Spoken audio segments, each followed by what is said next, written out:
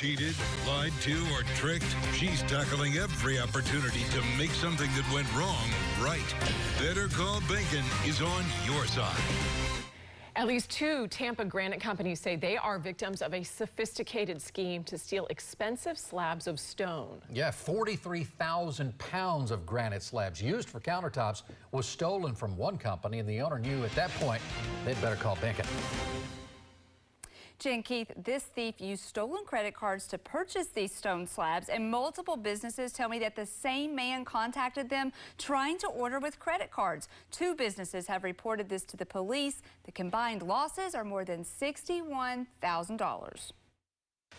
Which is very popular, sparkling white quartz. Rajamondi of Acme Stone has been selling granite slabs since the 90s. In July, a thief stole 43 slabs, about 43,000 pounds of granite. How, you ask? Credit card fraud. And it's a big hit for me. This $40,000 of a sale was gone and into the drains, you know, and how much I have to work to recover that $40,000. Each slab cost about $1,000. Raj is out more than 43 grand after credit card companies discovered a thief used stolen credit cards. A man who claimed his name was David Lopez ordered the slabs by phone and texted this fake driver's license as proof of his identity. He started with 10 slabs delivered to a nearby fabricator where the crooks allegedly picked them up. Then 2 days later, again, he called and asked for same material, 10 more slabs.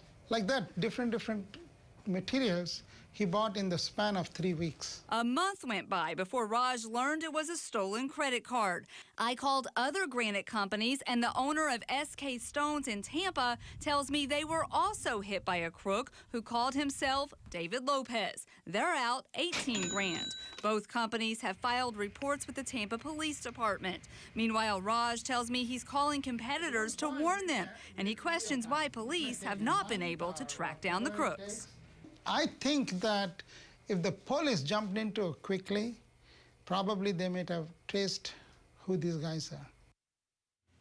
In addition to the 2 companies that are out tens of thousands of dollars that we know about, 2 other companies say they were targeted through this scheme too, but they were suspicious and they refused to allow the buyers to pay with credit cards.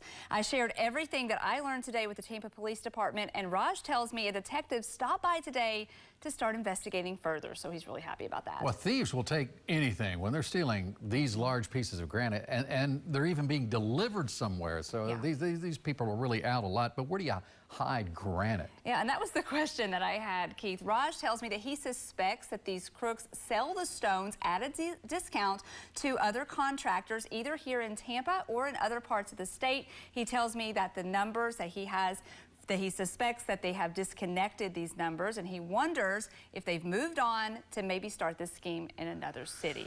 All right. So beware out there. And I know you'll stay on it. Let us know when you catch them. Appreciate it. If you have a problem